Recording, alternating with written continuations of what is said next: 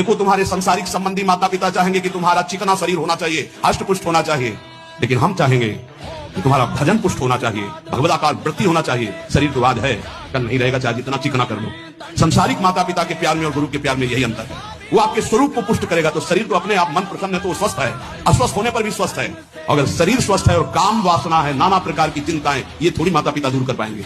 वो तो तपस्या और साधना से ही दूर होती है, ध्यान रख लीजिए। अधिक भोजन पाना, शरीर को बहुत पुष्ट बलवान कर लेना, तो हर इंद्रियों को भोग देना पड़ेगा आपको।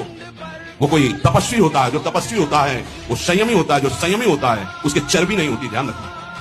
युक्ताहार विहार से प्राण पोषण के लिए केवल शरीर में अन्न जाए तब नाम में प्रीति होगी। खाते खाते अनेकों जन्म व्यतीत हो गए, वर्षों व्यतीत हो गए, अरे अब तो भजन कर लो, कहां तक खाओगे? ये नरक कुंड है, डाला विष्ठा बन गया। नींद, एक नियम बना लो कि इतना ही सोना है। पता नहीं सोने में कौन सा सुख, नींद में केवल एक बात का सुख होता है, आपका संसार का चिंतन नहीं होता, तो आप जो शांत रहते हैं वो सुख होता है, लेकिन वो तमोगुणी सुख है। अगर आप जागृत में संसार का चिंतन न होने दें और भगवत चिंतन करें तो आप महापुरुष हो जाएंगे। सो सो के जीवन क्यों बर्बाद करते हैं? एक टाइम रखिए सोने का, बस। ये कोई तुम्हारा सुख नहीं है, ये तमोगुणी सुख है। निद्रा आलस्य प्रमादोत्तम तत्तामस मुदाहृतम।